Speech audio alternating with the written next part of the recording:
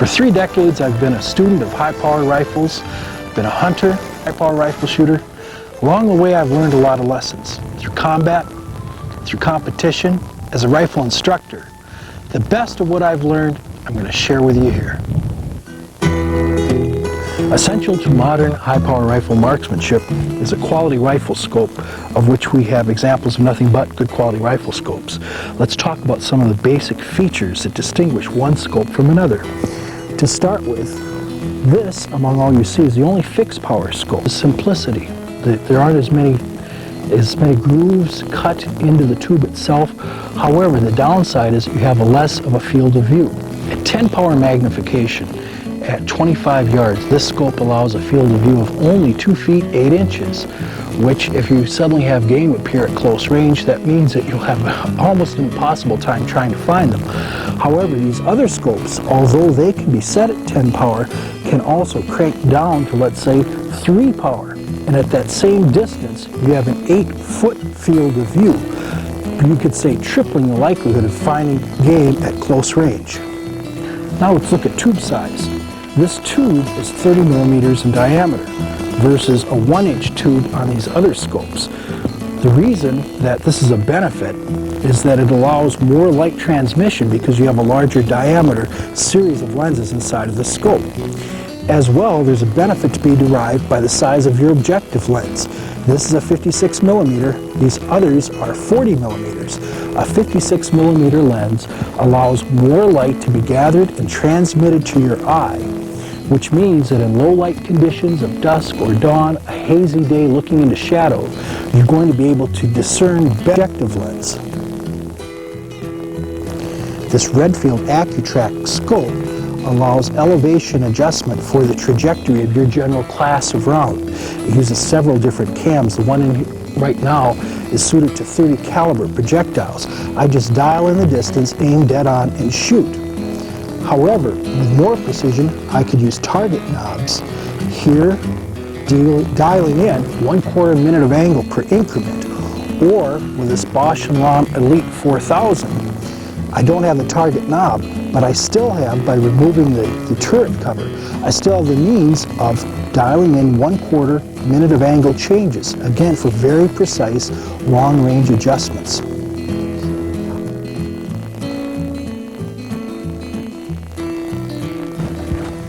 All of my scopes use Butler Creek scope covers. The reason is I want to protect those fine quality lenses, but I don't want to look through cheap plastic or window glass when I'm viewing target downrange. As well, I should point out to you that when it comes to the Redfield line of scopes, you can also get a wide field which expands horizontally your field of view.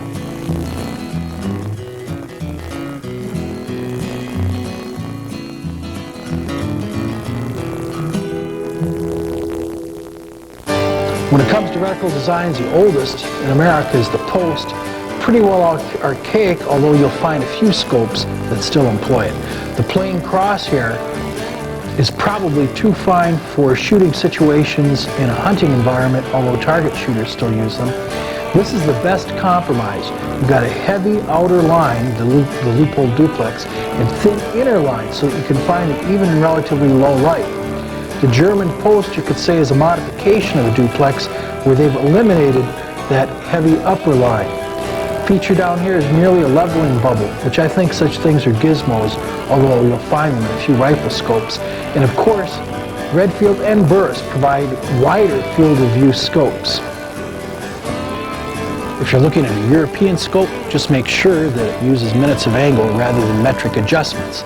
But no matter the scope, today's scopes are better made than ever before in history.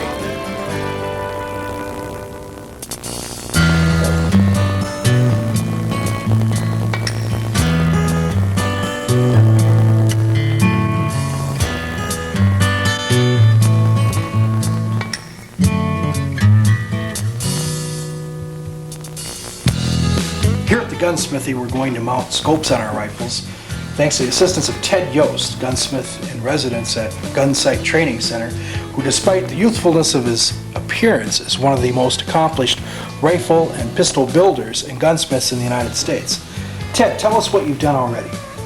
So far, John, what we've done is to clean all surfaces on the action where the scope bases touch with acetone. We've cleaned the bases also with acetone. And that degreased it? That degreases, removes any trace of oil.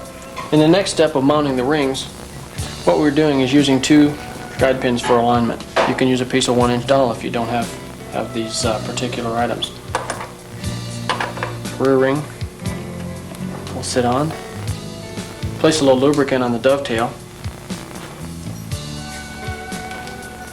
This is a very tight fit, and lubricating it slightly with a white grease will keep the metal from galling. After installing the front ring, you want to check alignment.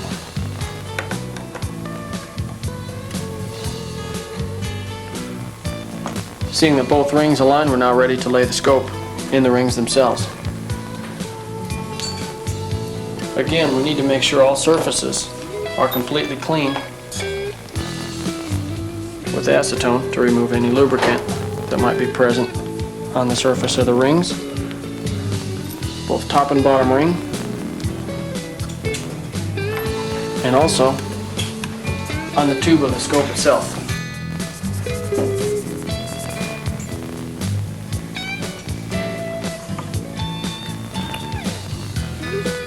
We lay the scope in the tube, squaring it by the turrets, then we reapply the ring caps. The ring screws are left loose at this time because we still have to set eye relief and square the crosshairs to the action. Excellent. Now to set the eye relief. John, with the rifle mounted on your shoulder, of course you're going to want to keep as much eye relief as you possibly can. Do you need to move the scope to the rear? Well, I think I should try it a couple times. It looked all right, but it might be a little forward. It's a little forward. Okay. Try it again. Excellent. We've got the eye relief set. Now what we need to do is square the crosshairs to the action.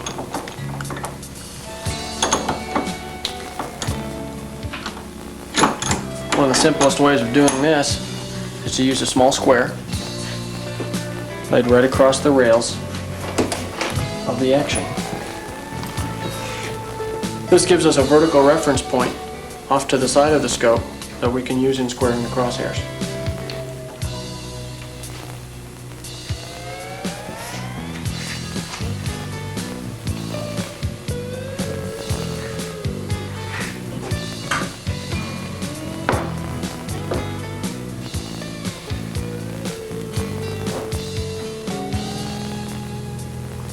Perfect. Now we tighten down the ring screws. Care needs to be taken not to over-tighten ring screws. Since the tube of the scope is made of aluminum, we don't want to crush it or mar it in any way. After snugging with the short end of the Allen key, we'll change to using the long end for leverage, working in a zigzag or an X pattern across the screws to tighten them all consistently. And we're finished. To install the bore sider, you'll find that most bore siders have a steel spud that sticks into the bore. We'll want to lubricate this just a little bit to prevent any friction or any grit that may be on it from damaging the bore or the crown of the rifle.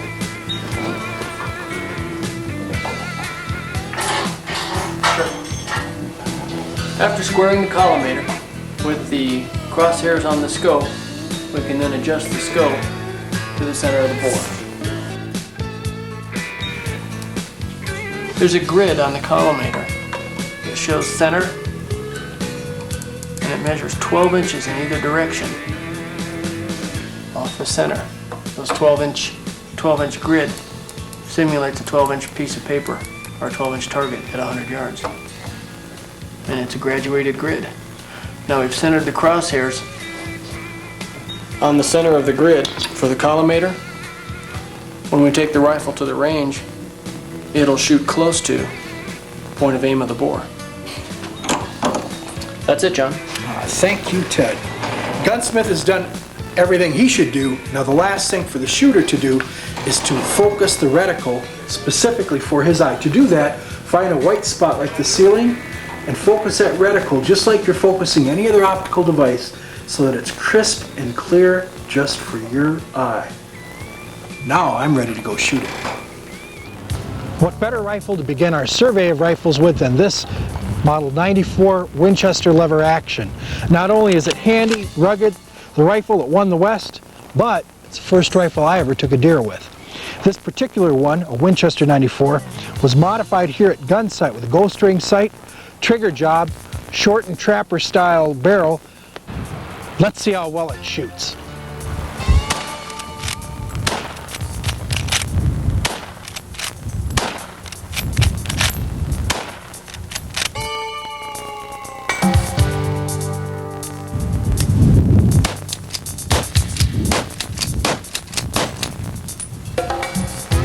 This is a Remington 7600 BDL pump action rifle. It's very fast operating, has double action bars for smooth operation. You'll notice it's got a free floated barrel. It's a rugged, reliable rifle, very popular with a lot of shotgun shooters because it operates like a pump action shotgun. We've topped this one with a Redfield Illuminator 3x9 scope. This one is a wide field. You can see it's got a 30% wider field of view. Let's go take a couple shots with this puppy.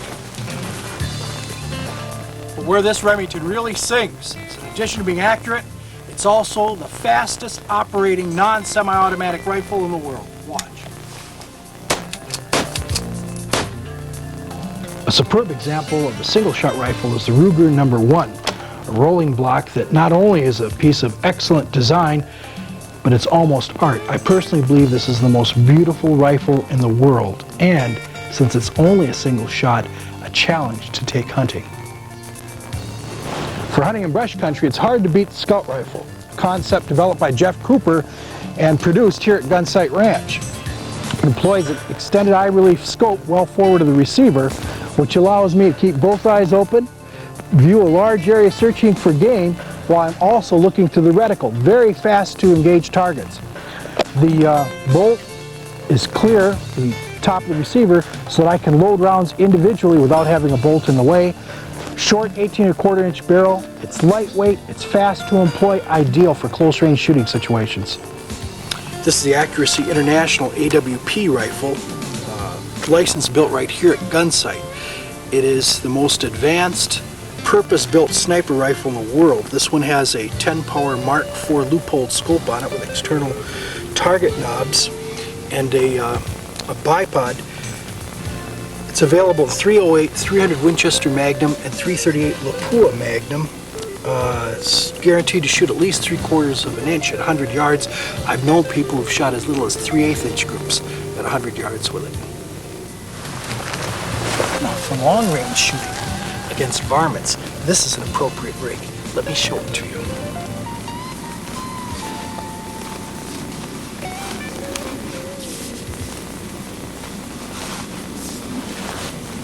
This is a Ruger 77 target rifle with a laminated stock to reduce the effective warpage, a good large free float beaver tail forend, a heavy target grade barrel, and a better quality trigger. Of course, it has the integral Ruger mount. We've topped it with a 4-12 Redfield Illuminator scope. This one has target knobs and a 56mm objective lens so that I can really reach out at great distance and discern targets even in relatively low light conditions. This Remington 700 stainless with a synthetic stock represents pretty well the cutting edge in high-powered rifle development in the United States. It's relatively immune from the elements. We topped it with an excellent loopholed Vari-X 3 4.5-14 zoom scope. This one has an adjustable objective lens so that you can reduce the effective parallax and focus in at your target at any distance. Just like you tailor the appropriate rifle to the appropriate shooting environment, you tailor the appropriate bullet to what you're trying to accomplish, perhaps size of game, the distance that you're shooting. For instance, Here's the old workhorse, good old-fashioned round-nose soft-point bullet.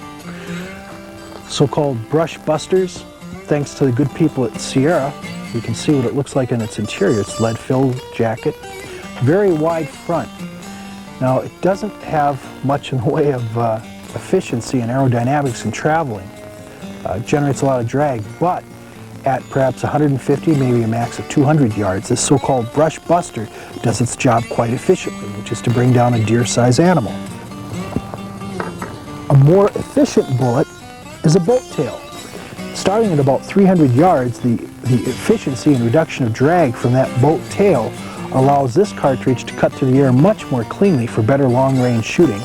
And again, you can see it's a lead tip, pointed tip, but it's filled with lead and a thin copper jacket. For the most exact long-range shooting, you want boat tail hollow point match grade ammunition, of which this is a Sierra 200 grain. The only difference between a match grade round and an ordinary round is much higher quality in the manufacturing process, much tighter tolerances. And that hollow point is merely a function of manufacturing. It's not a true hollow point. Here is a true hollow point, which really lends itself well to rapid expansion upon impact with a target. This, you could say, is probably suited for varmint or predator hunting. But no matter what bullet style you use, I would urge you always to use quality ammunition, such as this Federal Premium, which is what I shoot in all my rifles. What's the difference between this and a typical factory load? Higher quality, more exacting tolerances at all steps in manufacturing. This is better quality brass, better quality bullets, more consistent kinds of powder, and more consistent kinds of primers. And the result is more consistent shooting. And one of the basic lessons I hope you learn is that accuracy equals consistency, consistency equals accuracy. When you find the most accurate, most suitable load that shoots best in your rifle, acquire a year's supply with the same lot number found on the back of that ammo box. Zero for this and shoot only this ammunition. That's an old target shooter's tip. Let's talk about basic marksmanship. It starts with properly seating the rifle in your shoulder. Now watch this. I'm exaggerating this. You can practice it as well, just to get that proper seating in the pocket of your shoulder. Raise that arm up, get her well in there, bring it down and on target. Get practicing. Just keep getting that rifle right in that pocket. And then when you bring it up like this, boom, you find that pocket right away. When it comes to body positions, there's no wrong answer, provided your position gives you stability and you can relax. It's not like the old days when you had to rigidly acquire what someone else dictated as proper position.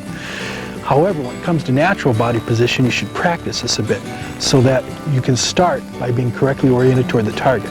What do I mean? Watch. I close my eyes. I think my body's right. Close my eyes. I put that rifle up to my shoulder. I bring it down. Now I look.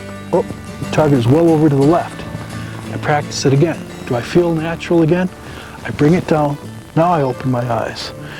Practice this, and eventually you'll always get into that natural, comfortable body position oriented toward the target.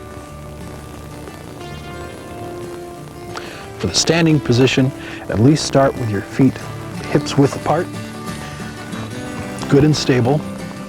Take that supporting elbow and put it close to your body. Support the rifle well back this side of the center of balance. Your elbow can be down or up, what feels comfortable for you.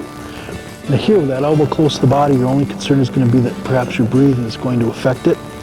Well, that's a breathing control issue, and it's timing. Standing position is great because it's fast to acquire, but it's not really very stable. My favorite position is kneeling. It's a good compromise. I can get into it fairly fast.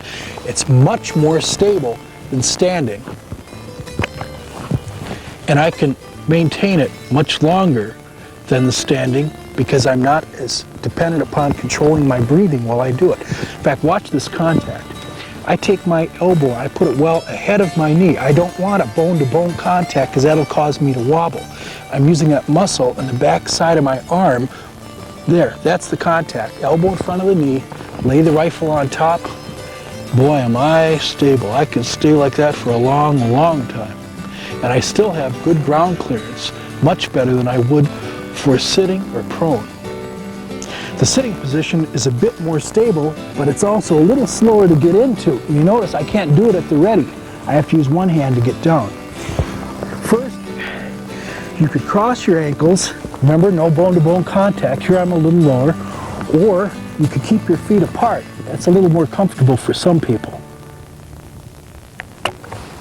The prone is the most stable position of all, because you're nice and close to the ground and you're not using your body for support. Primarily, you're using the ground. But the field of view is much lower because you're so close to the ground. If you're finding that your breathing is causing your rifle to raise and lower considerably, that you can pull up your right leg to take some of the pressure off your chest. And that should help stabilize you.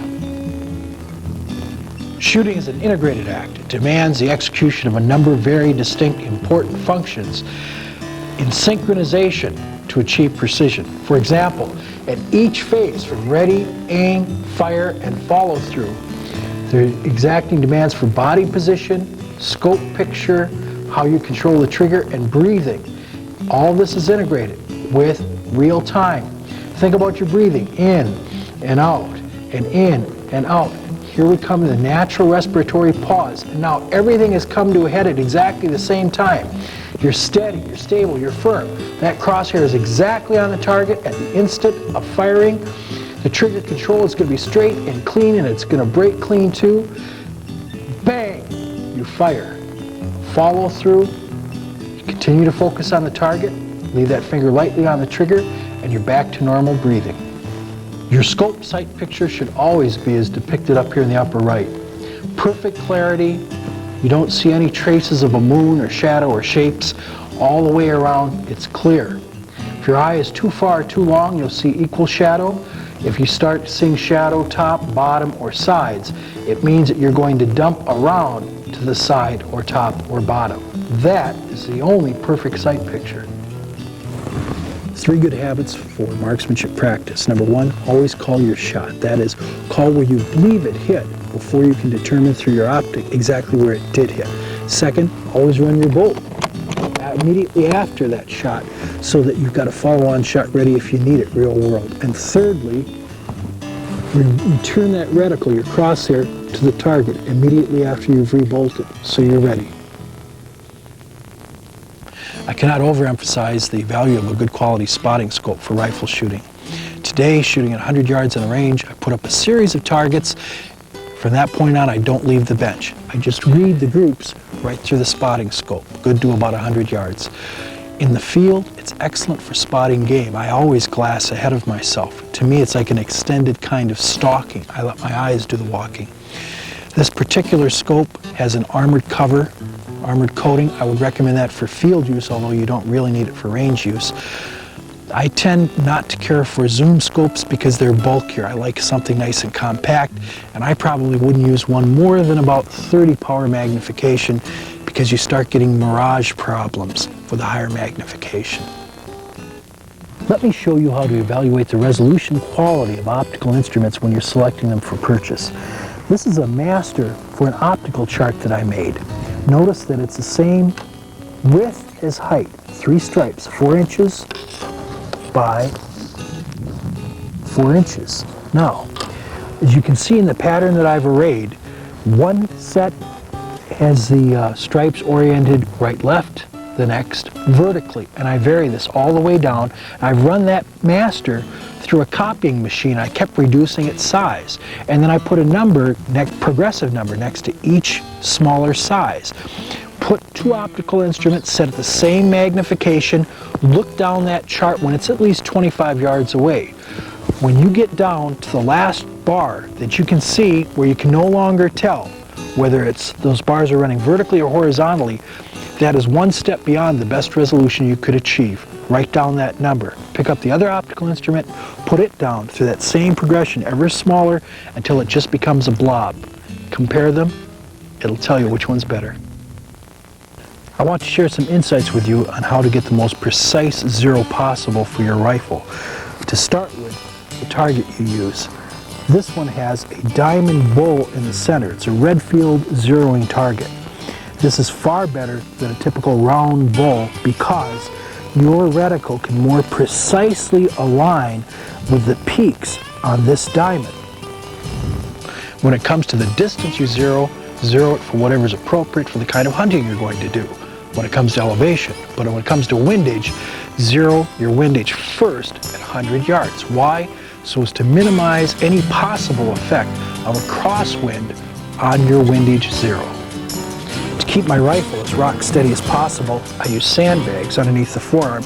I made these out of military woodland pattern BDU pants, just cut off the legs, sewed them on one side, and just use garbage bag twists to hold the sand inside.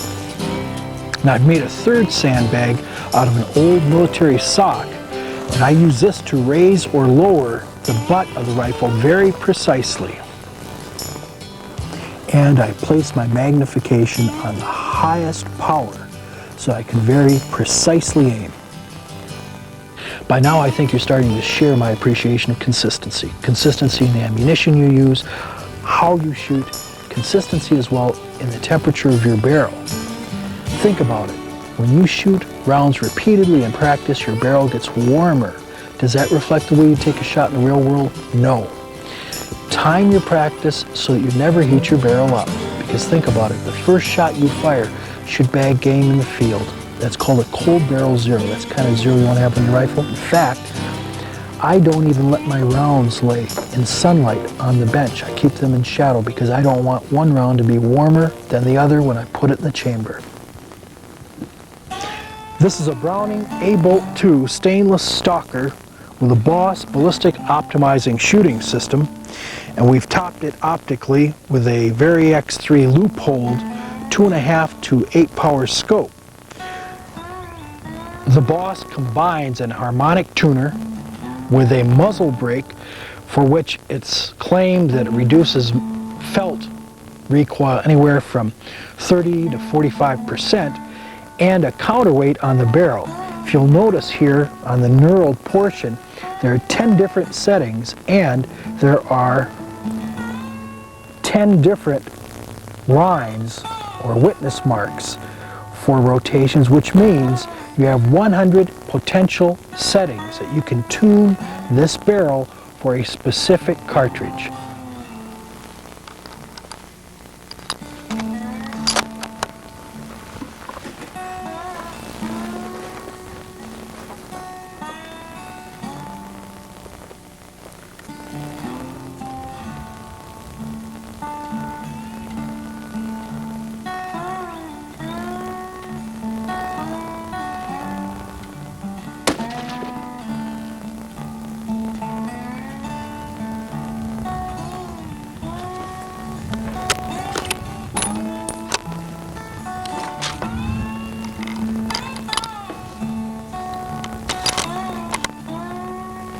With the Boss, we tune the rifle to the ammunition, but the reverse can be done as well. That is, tuning the ammunition to the rifle. Hand loaders do that all the time by varying loads for their rifles. But you, if you're not a hand loader, can do the same thing. Just buy a variety of good quality ammunition in your caliber. Then test each one. A different bullet style, a different muzzle velocity will result in a slightly tighter group. It's kind of like going to a shoe store and trying on 5 different pair of shoes, each size 9, but one fits better than any other. Your marksmanship practice will help you master your rifle, but that's only the first ingredient in the soup, so to speak. The principal reason for long distance misses is not marksmanship, it's accurate range estimation. Let's cover the basic techniques, both devices and techniques you can use without devices. Never rely on winging it when it comes to range estimation. If you put garbage in, you'll only get garbage out. The reason is that ma nature, your mind and your eyes can play tricks on you. That ridge line looks closer than it actually is because the terrain in between, the low ground, is masked by trees. All you're seeing is the end. You're ignoring what's in between. There are a number of different ways you can be visually fooled unless you practice techniques. Actually, about the simplest way to accurately, precisely estimate range is get a topographical map of the area. Because of it, I know that it's exactly 245 yards to that ridge line. Some people can estimate range by the apparent size of objects or game, in this case a bear. The problem is it takes a lot of experience, because otherwise you'll look at a bear and not realize you've got a very big bear far away or a little bear up close. However, this technique is only good out to about 100 or at the maximum 200 yards. Another range-finding technique uses your thumb. This is an old frontiersman's trick. Extend your thumb out as far as you can from your body. Look across it. If a deer standing broadside, neck to tail, is wider than the width of your thumb, it's less than 100 yards away. If it's your thumb's width, it's 100 yards. If it's only half your thumb's width, it's 200 yards. Just be sure to hold your thumb all the way out from your body. Now here's another technique. If that distance is too great to estimate through another technique the whole way, pick a point halfway and estimate the closest half where you probably would be most accurate at estimating it, and then just double it. And another technique we can use for, let's say, that little tree way out there in the middle of the meadow. I can divide that distance up in increments of football fields. A football field is 100 yards long. I just mentally divide it up according to what my mind's eye knows a football field would be in length. Of course, the problem is nowadays, too many people watch football on TV, so that isn't as good as a yardstick as it once was. Long distance range estimation errors are far less forgiving than short range ones. Here's what I mean. If you're off just 10 yards, at 100 yards, you're off less than an inch. But you get out to 400 to 500 yards, if you're off just 10 yards, you're off 2.4 inches in the trajectory of your bullet. And ironically, the farther you get out, the easiest it is to make that kind of 10-yard error. Rather than using football field technique, you're better off to accustom your eyes to judging exactly what 100 yards is.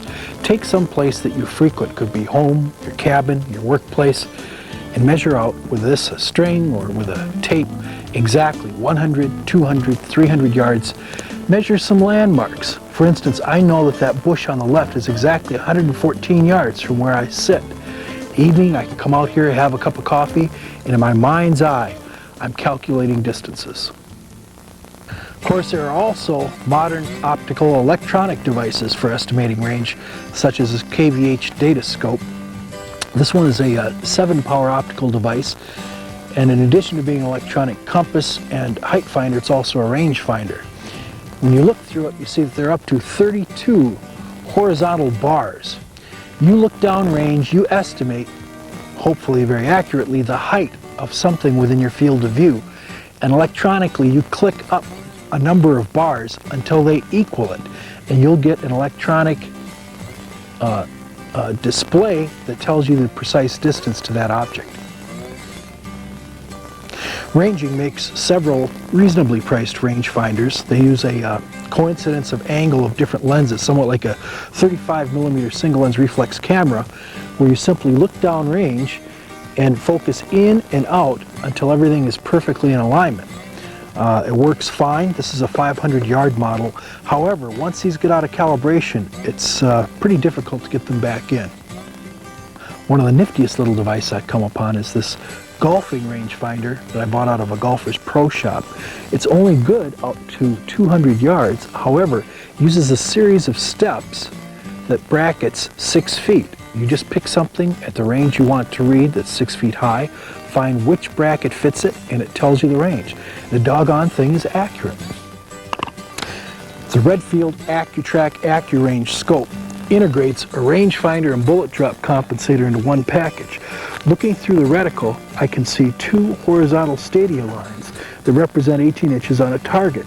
I zoom in or zoom out, and those lines expand. When they're perfectly 18 inches, by my best estimate, I get a distance reading off the bottom. I then just click it in right here. Let's say it's 550 yards, aim dead on, and point of aim becomes point of impact. Leupold's newer Vari X3s use a similar technique. That is that they've calculated the distance from dead center of the reticle out to where the thicker portion starts is 16 inches. When you get on your target, you merely zoom in, zoom out until that equals approximately 16 inches. It then gives you a distance reading right on the zoom ring, and then you calculate for that distance and fire. These Tasco offshore binoculars include a range-finding reticle that uses degrees of angle for measurement. Looking through here, I can see 0.2, 0.4, 0.6, 0.8, or 1 degree of angle. Once I get that, I measure the height or width of the object. I can look at this bezel ring and apply that, rotate it, and it will tell me that distance.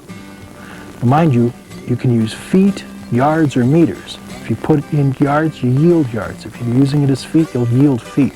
But it's a surprisingly accurate device.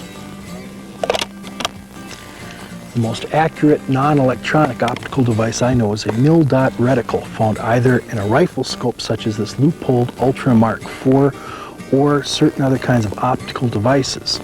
It employs mil dots. A mil is 1/6400th of a circle. All you really have to know is that you either measure the height or the width of an object at a particular distance and use a simple formula to calculate what that distance is. The formula is the height in yards. You could use meters as well, but the height in yards times 1,000 divided by the height that you read in mils. For example, let's say you have an object downrange that's 3 yards high, a telephone pole around which there are a number of animals gathered. It's 3 yards times 1,000. 3,000 divided by, I read this in here, and it was 10 mils. 3,000 divided by 10 is 300. I now know with considerable precision that that distance is 300 yards. Now these are so accurate, I almost feel like I'm cheating to use them. These are laser range-finding binoculars by Leica. They're Geovids. There's 7 powers. All I have to do is push this button once. It gives me a box. Push it a second time. I get a readout to within 1 yard at up to 1,000 yards. Now these are metric. You have to convert by adding 10% to get the yardage.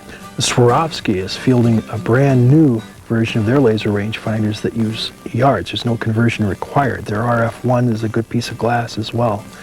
These things, they're unbelievable. In contrast to range estimation, wind estimation is far more art and far less science. Most hunters make the mistake of only estimating the direction and speed of the wind where they are. But you have to sensitize yourself to that wind for accurate long-range shooting. Not just estimating speed and direction where you are, but where your target is, let's say on that ridge line out there, and everywhere in between. For instance, along that ridge, you could have a crosswind coming from the right. Down in the valley below, you could have a crosswind coming from the left of a different velocity. And here where you're taking the shot, there's no wind at all. There's some basic ways that you can estimate wind velocity with fair accuracy. And remember that all these are thresholds. Just because you've achieved one, you have to make sure you haven't yet gone to the next. Well, the first one is when you start feeling that wind blowing on your face. When you can start feeling it on your face, that's about 3 to 5 miles per hour. The next threshold is 5 to 8 miles per hour. You notice leaves agitating continuously around you. By the time it gets up to 8 to 12 miles per hour, if there's loose paper on the ground, it starts blowing around. If there are leaves laying around on the ground, they'll start blowing around. By the time it gets up to 12 to 15 miles per hour, small trees, whole trees will be swaying from that wind. And if you can see open water around you, by the time it's up to about 17 miles per hour, you'll start to see whitecaps. But remember, each is a threshold. There's some devices that you can use to estimate wind. Here is a fishing bobber suspended on string, but I have to educate myself through experience to be able to estimate how far the wind is affecting it and what that speed is. This is a yachter's wind gauge, relatively inexpensive, only about $20. The only education you really need on it is to determine whether it's on the low scale or the high scale. This is an electronic wind gauge made in Switzerland for golfers. It works well, but remember, any of these devices only tell you the wind where you are, not at your target and not in between. You can estimate wind using a spotting scope and reading mirage as well. By mirage, I mean the shimmering heat that you sometimes see coming off the surface of the earth. In order to do it, use your spotting scope, look downrange to your target, Back it off so that you're in focus about halfway back from it, so you can clearly see those shimmering heat waves. Now here's how you read it. If those heat waves are rising straight up, it's just like a chimney and smoke is rising straight up, meaning the wind is having no effect. Wind will start to tip it one way or the other. By the time it's tipping about 60 degrees, it's 1 to 3 miles per hour. 4 to 7 miles per hour would be indicated by mirage tipping about 45 degrees. Once that wind reaches 8 to 12 miles per hour, it's blowing parallel to the earth. When that wind is coming straight toward you or straight from your rear, it has no effect on the bullet. If it's directly right or left, it has full value. Now, here's what confuses a lot of shooters. If it's just 1/4 right or left, that is an oblique wind, it has 3/4 or 75% value. The reason is, look at this bullet. Although it's only traveling obliquely, 3/4 of its surface area is exposed to the effect of the wind. The effect of that wind is that it's going to laterally drift your bullet away from the target. The amount of distance lateral drift will increase with range. To compensate for it, you have to aim into the wind so that that lateral drift will drift your bullet right into the target.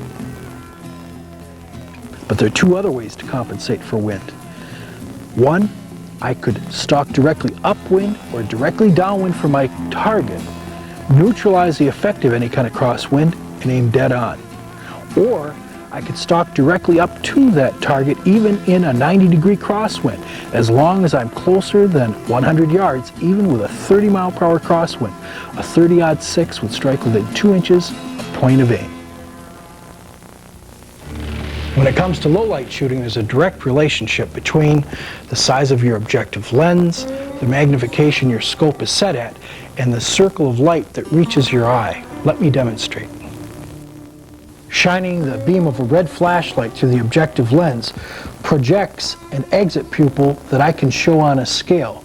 Now watch the effect as I raise and lower magnification. When it's at its highest, that is, the magnification is at 14 power, that exit pupil is about 4 millimeters in diameter. Be very difficult to see. But as I start cranking down the magnification, it expands that circle of light, and it's getting closer to the size of your pupil in your eye in low light conditions. And that means when it's dusk, when it's dawn, when you're trying to look through shadow, cranking down that magnification, you'll see much clearer and much more. If you care about rifles and shooting and hunting, and I'm sure you do, here are some things that you should do to preserve our sport. First, take a kid hunting. Teach a kid how to shoot. Shoot accurately, but shoot safely, and to hunt and handle firearms responsibly. Second, join the National Rifle Association. America's great birthright, the Second Amendment, cannot last any longer than our own interests. Rifle accuracy results from the combined effect of several important components. Ted, talk me through what exactly makes a rifle accurate? Well, assuming that we've got a good quality barrel to begin with, that's installed properly, chambered properly, has a good crown, all these factors are important in rifle accuracy. Okay, how about free float? I notice there's a visible free float on this. A free float is also an important factor that contributes to accuracy. As you can see, this barrel floats all the way back to the receiver. It doesn't touch the stock anywhere. It doesn't touch the stock at any point. What this accomplishes for us is this eliminates any disruption or any interruption in the harmonics of the barrel. As the bullet proceeds through the barrel, it sets up a pattern of vibration. Each barrel has its own unique pattern of vibration. It's not something that's easily determined. However, a free float will let the barrel perform to its best potential. And it's just like you wouldn't want to disrupt a tuning fork. Exactly. Okay. And this particular rifle has a laminated stock. What are the benefits in that? The benefits of a laminated stock are that the fibers of the wood that are glued together are also impregnated by a heavy-duty resin. It's impervious to any natural or any environmental factors. It's very strong. One of the detractors is that it's a little bit heavy. Now, how about a conventional wood stock? Well, nothing beats the beauty of a fine piece of wood. especially a nice piece of French walnut such as you have there. However, a fine piece of wood does not insulate you from the environmental factors that are going to affect a shift or a warpage or possibly a twist in the forend of a stock, a swelling or an increase or a decrease in this actual size of the bedding due to the dryness or the moisture in a particular climate. It doesn't have the consistency of something that's been either properly glass bedded or is impregnated by a resin. And what if we went whole hog and got a synthetic stock? Well, a synthetic stock offers you the consistency under any environmental or any atmospheric condition that the wood stocks can't give you. They also offer you lighter weight, and as you can see, the ability to get your free float, to get a nice solid and very consistent bedding. The rifle action will replace in this stock consistently each time. You don't lose the accuracy or you don't lose the zero that you can lose in replacing an action in a wood stock. You see, there are a lot of people who think that you don't have to bed synthetic stock. We recommend bedding any synthetic stock. The factory does a very good job of fitting a wide range of actions. However, there are discrepancies between actions. There are various size differentials and various size variations even between an action of the same make and model. So in summary, Ted, what are the qualities of a truly accurate rifle? Good quality barrel, precision chamber, precision crown, accurate bedding, repeatable, firm bedding, and a free floated barrel. Yes, sir? Probably the best means for honing your awareness of how you're shooting is logging every shot that you fire, practice or in the field, in a rifle data marksmanship book like this. I log every single shot. Each page is good for 10 shots. Here's my call. Here's where the round actually struck. I'm going to be able to mentally better connect these two. I'm going to focus on everything I do. I even record the temperature so that I can compare the impact today, let's say at 77 degrees, with tomorrow morning when it's 56 degrees, and next winter when I'm out hunting fox and it's 20 above, I have real world data to know where my zero is going to wander because of lowered velocity of my ammunition. A lot of rifle shooters don't have a data book like this. To obtain a master sheet so you can make your own, just send a self-addressed stamped envelope and $3 to Gunsight Training Center at this address. They'll send you a free master in the mail. Duplicate it, make your own book. I take my shooting data, add it to book data, and I make this card. Look at the top. I've got elevation adjustments up there based on minutes of angle or clicks to go at 100-yard increments. Lower left, I have windage compensation. Notice that it's for a full value crosswind. Moving target leads I've got for walking or a steady gait. I do not have for running because I consider that an unsportsmanlike shot. And finally, in the lower right, I have up-down compensation, which we're explaining to you separately. Now let me show you how I combine that data to make the card. But first, we have to look at how you aim. The oldest fashioned way is Kentucky windage. Let's say that you know that the trajectory is 7.8 inches low. You have to aim. You're guesstimating now, you're guesstimating 7.8 inches high in order to strike dead center. The second technique, a bit more sophisticated. This is a Redfield scope with AccuTrack AccuRange. Has a bullet drop compensator on the top. And let's say the target is 300 yards away. Instead of holding high, I just dial in 3 for 300 yards and aim dead on. But the most exacting compensation is to use target knobs like on this Redfield Ultimate Illuminator scope, which rise or lower your elevation by 1/4 minute of angle per click, and just click in the exact 13 clicks required in compensation for that 300-yard shot. The only shortcoming of the bullet drop compensator is that it's an average of averages. Let me show you how to fine-tune it.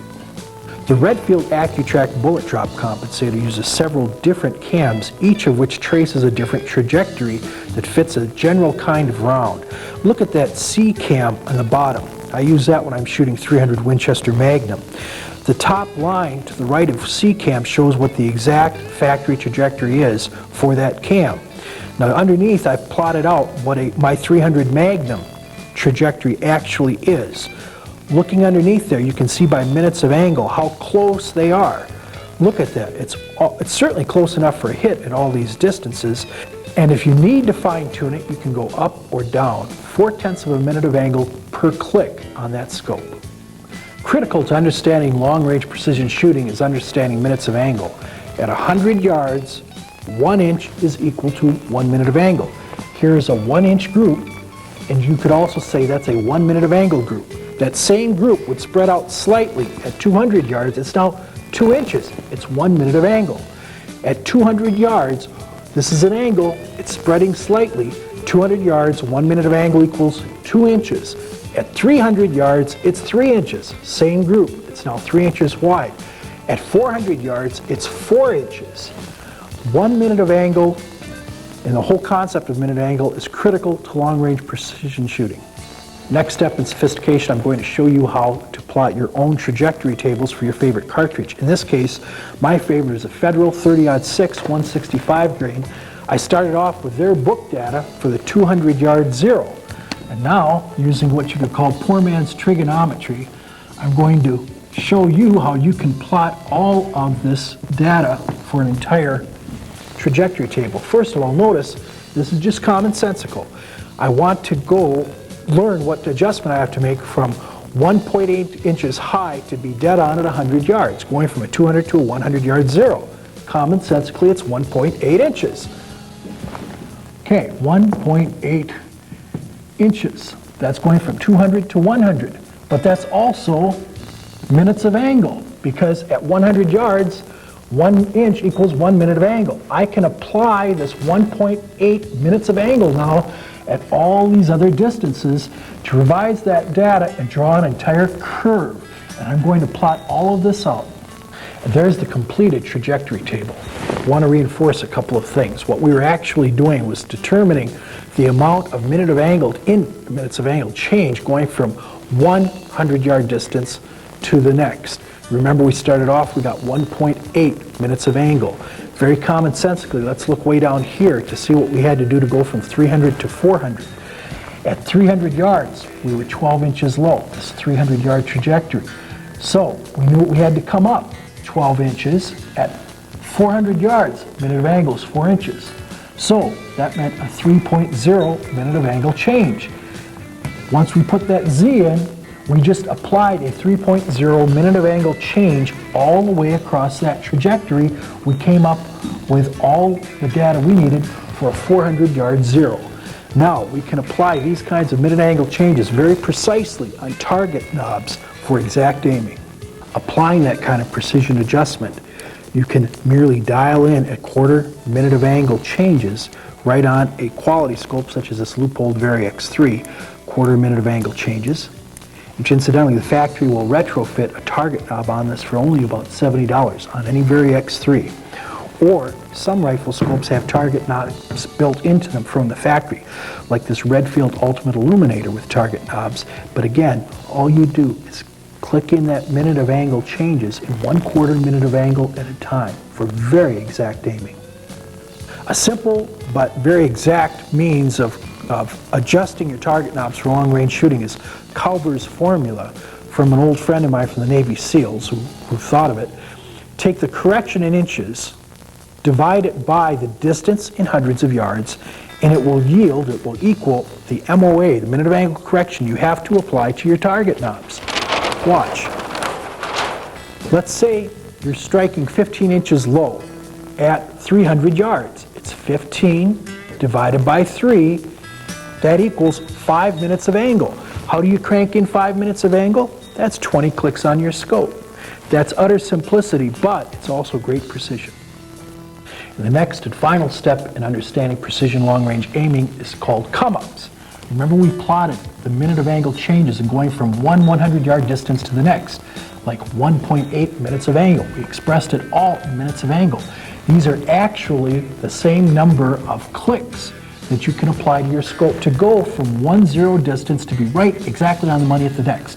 For example, here, remember, 1/4 minute of angle per click, 1.8 minutes of angle, it's about 7 clicks, 1.75 minutes of angle. But I want to show you what's going on here because some people get confused. It doesn't coincide perfectly with typical book data.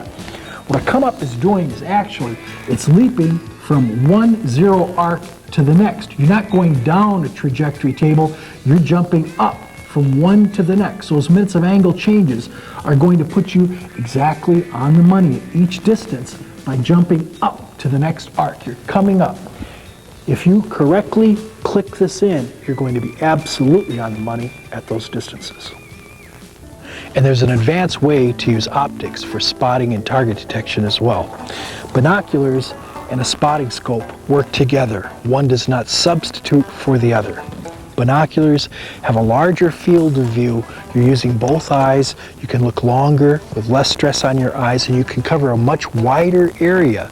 I use binoculars to examine a large area, looking for target indicators, looking for animal movement, looking for some kind of visible sign of an animal's presence.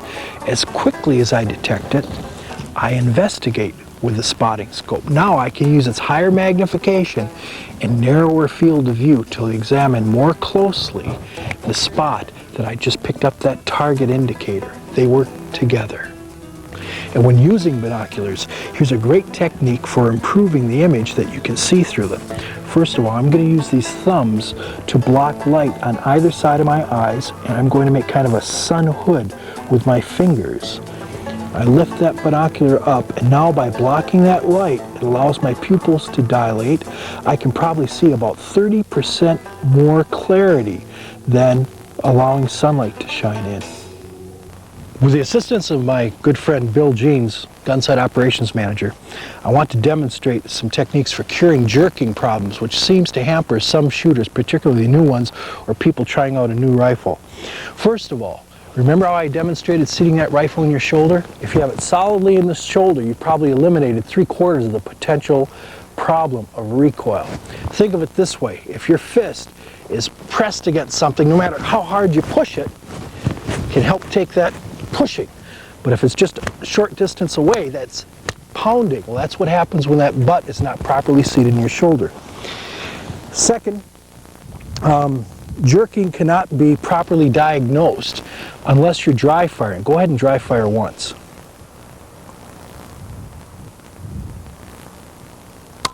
Okay, now he could look through his crosshair and see whether there was any move. As well, though, it's like a means by which he can practice, he can calm down, he can focus on that reticle rather than even think about what the effective recoil will be when he pulls the trigger. And now here's the next level. I can lock and load either a live round. He closes his eyes. I can be putting in a live round or a dummy round, and he doesn't know which one it is. Then I have him dry fire again.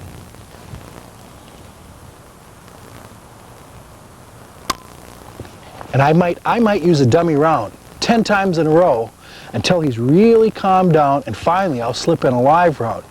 Drill this together with a friend and you'll overcome your jerking problems. And finally, to refine that trigger pull even more, I will balance a coin on the barrel and have him dry fire. Excellent.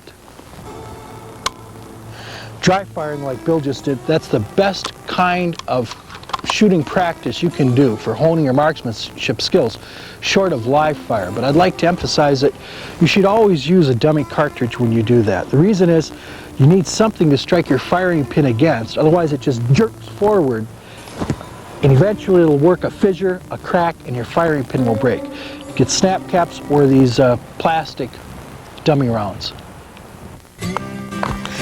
Engaging moving targets isn't that complicated when you understand the technique. First of all, position your body generally in the direction in which you're going to be engaging the target, about a shoulder's width apart. You're going to be rotating at the hips. You won't be moving anything below the hips. Now, I personally find it easier mentally to track left to right. I think that's because we read newspapers and books left to right, and our minds work well that way. However, as far as rotating your body, swinging it, most right-hand shooters find it much easier to go right to left. You can ask any trap shooter I think he'll agree with me. To lead a moving animal, imagine that you're looking at a clock face. If that animal is heading directly away from you, which would be 12 o'clock, or directly towards you, there's no lead needed at all. It can be moving at any speed. Aim dead on, you'll hit point of aim. It's only when it's moving perpendicular right, perpendicular left, that requires a full lead that your data or your dope card dictates. And if it's moving quartering, that is oblique right, oblique left, which could be 2, 4, 7, 11 o'clock, then you use 1/2 of the required compensation. The book tells us that there are 2 techniques for leading a moving animal. First is called trapping, and the second is called tracking. For trapping, you place your reticle ahead of where you think that animal is going, wait for it to approach to the approximate lead, and squeeze it off. It's not the technique I use. I lean more toward tracking. That is, I come up behind the animal from its rear, get the feel for the pace. I overtake it. I get those reticles just far enough ahead where I think I'm at the appropriate lead, and that's where I squeeze it off.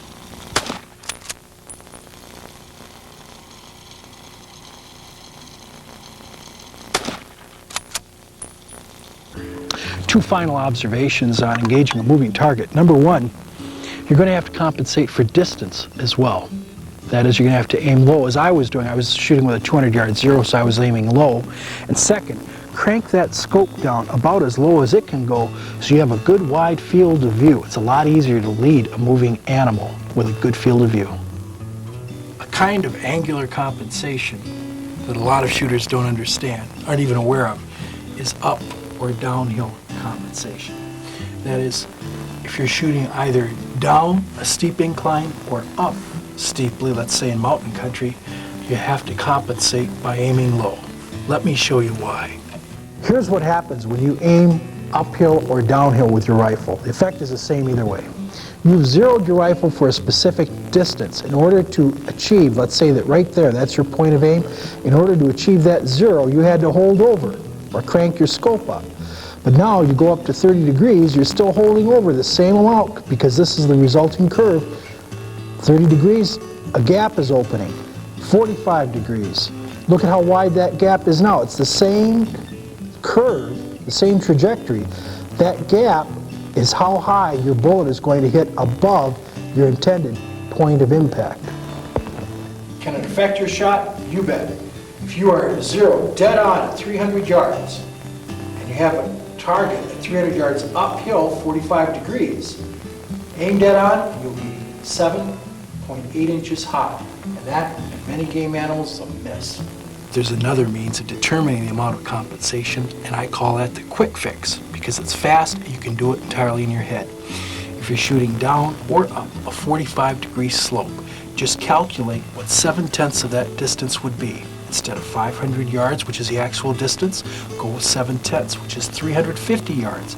Apply that amount of compensation, aim dead on, and you'll hit point of aim, point of impact. If it's a 30-degree slope, go with 9/10 of that real distance and aim dead on, and you'll hit point of aim, point of impact.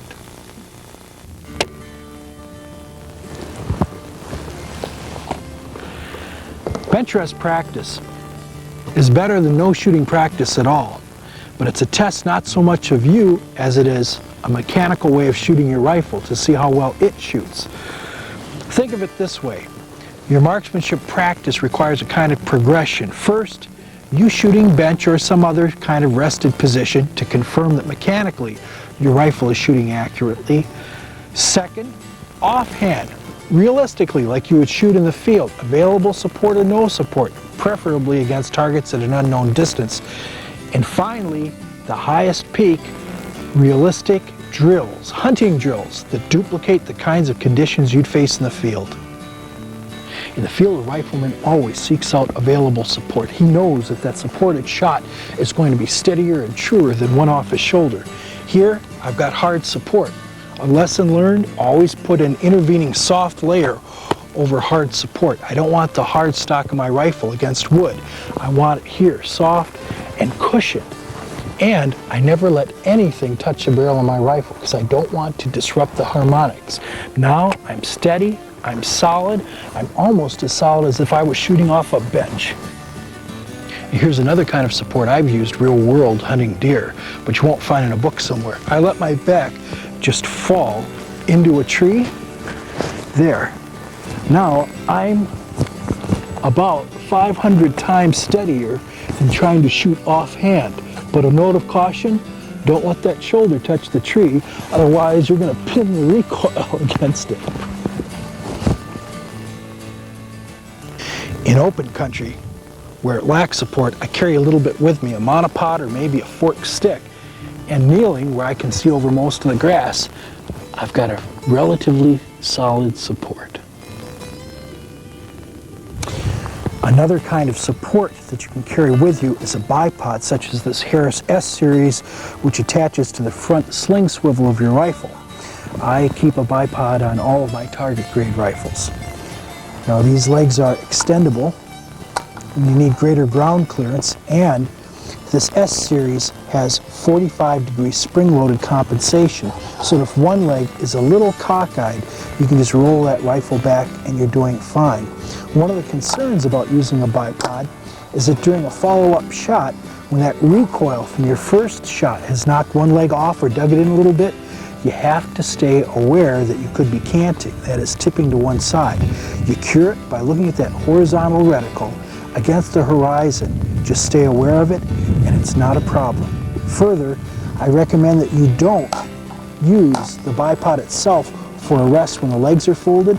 Put something underneath here, maybe your jacket or a rucksack for support, because that's not as solid as these bipod legs when they're folded. Another kind of support riflemen carry with them is a rifle sling, as distinct from a rifle carrying strap. For a quick or hasty sling, insert your arm between the sling and the rifle, bring it around once, underneath the rifle again. Now look at the strain, the stress I'm putting on it, that's also going to be giving me stability when I put it up on my shoulder. Quick and very nice. A deliberate sling requires that you remove the sling from the butt, put your arm through the loop, tighten it gradually around your shoulder. In fact, it's so complicated to use, so time-consuming that it doesn't really belong in a hunting environment. Use a hasty sling, not a deliberate sling in the field. Now, applying realistically, marksmanship and seeking support in the field. Realistically in the field, granted I have to move somewhat to avoid wind and exploit cover, but as well, I go from support to support. I always know where my next piece of support is and how I would exploit it if a target suddenly appeared. Realistic marksmanship practice results from using realistic targets, such as a bear or a deer. Probably the only way you'd want to enhance it, reduce the chance of buck fever, is to put a spacer or a target point at the vitals of the critter. However, that can work against you. You can learn to aim for the orange spot rather than where you know the heart-lung area is. A couple of other fun kinds of targets to shoot, they're great for long-range shooting. Balloons, reactive targets, make their size proportional to the distance. This is suitable for 100 or 200 yards. This would be 300 or 400 yards, and you can set up range really quickly on a hillside somewhere just by putting juice or milk cartons up there, and you also make it a game of detecting where your partner has hid the cartons. I modify clay pigeons for rifle shooting by gluing a piece of string in with some silicone cement, wait overnight for it to dry, then staple it once, drop that string down, staple it a second time, it'll stay in place. Precision aiming is a matter of mental focus more than anything else. First, make sure that your eye is focused on the reticle, on the dead center of the crosshair. The very last thing that happens when you squeeze that trigger is thinking about that crosshair, focusing eye in. But where do you place that crosshair on the animal? Well, you can quarter the animal with that crosshair, but you're hitting center mass, which isn't the proper aiming point for most animals. What I recommend is imagine a point on that animal, the diameter of your bullet. Imagine where that is and where the vitals are underneath, and place your crosshair at that spot. focus mentally on it, and you get a clean shot. Then the highest level of marksmanship practice is hunter shooting drills, in which, working with a partner, we devise drills that duplicate as realistically as possible the kinds of shooting conditions you encounter in the field at realistic distances. We're not on a bench somewhere. First, it's going to be against an unknown distance target that I've laid out. My partner doesn't even know where they're positioned. Second, I'm going to add the pressure of time by timing this. Third, there's going to be some physical exertion that will add some physical stress as well. And finally, there's a degree of camaraderie that we're going to compete against one another doing this drill. Notice that the shooting drill that I designed exploited available support. It required shooting from two different positions against targets that he didn't even know the distance to, and we did it safely. At no point was that rifle loaded while he ran with it. Keep safety in mind and be flexible enough to modify it to fit with range rules. For instance, he could have left that rifle grounded on a bench somewhere, if that's a range rule, and ran up with the ammo in his hand. Use your imagination, develop a challenge. You'll be a better hunter, a better shooter for it.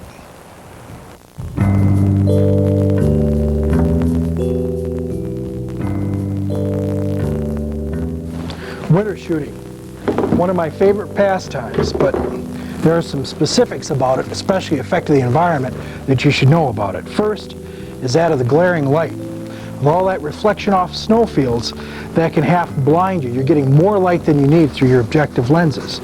Notice what I've done with my binoculars? I've merely put pieces of tape to reduce by about 2/3 the amount of light that reaches my eye. As far as a rifle scope, not only can you tape it, but some manufacturers have aperture discs that can screw inside to reduce the amount of light. The second significant effect is temperature. Wherever I go, I carry a thermometer with me, whether to the range or in the field. That way, I can note the differences in trajectory based upon the temperature. But that second effect of temperature also affects you as a shooter. Primarily, you should be concerned about your educated trigger finger. You don't want it to go numb because you need to have that sensitivity for pulling and controlling that trigger. I carry hand warmers with me. I prefer to use this type, chemical salt, because they do not emit a scent that can be detected by game. They're really fast to use. As you can see, it's spreading out. And this brand is actually reusable. All I have to do is drop it in boiling water for 6 minutes and it's ready to go a second time. That second effect of cold, though, can also affect your ammunition. The colder the temperature, the slower the burn rate of your powder, and the slower the velocity of your bullet leaving the muzzle. The effect is, at a slower velocity, the round is going to shoot low of where a warm weather zero would have placed it. To minimize the effects of cold on your ammunition, they'll keep it at a consistent temperature, which means if you zeroed your rifle at perhaps 60, 70 degrees, keep a round in your pocket and don't lock and load until you're actually ready to fire.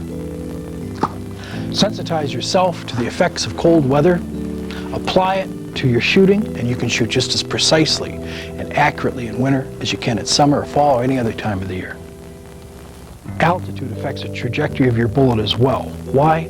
Because air is thinner at higher altitude. There's less drag, your bullet travels faster, and it will strike higher on a target than if you zero it at a lower altitude. What's the best solution? Test your rifle at the altitude at which you're actually going to shoot. If you zero in Florida and you go up into the Rockies to shoot, test your zero at the altitude in the Rockies.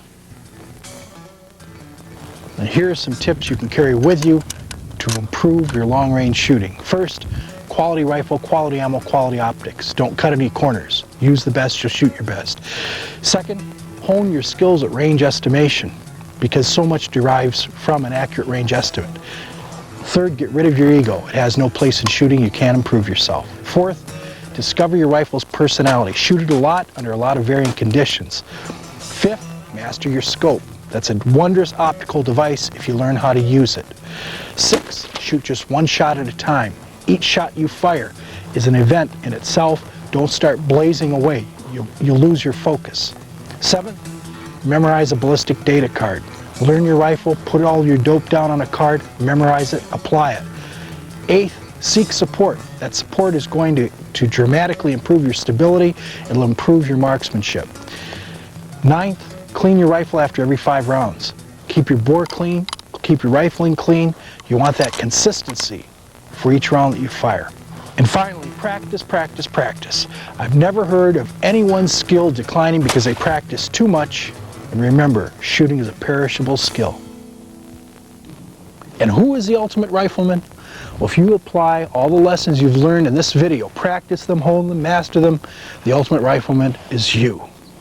Now I'd like to thank Rich G, the entire staff here at Gunsight for outstanding support in our production. Thanks, John. We really appreciate having you out here. And I'm honored to be spending this afternoon with Rich coyote hunting out here near Paulden, Arizona. And by the way, watch for our next video, Tracking Man and Beast, the next in the Ultimate series.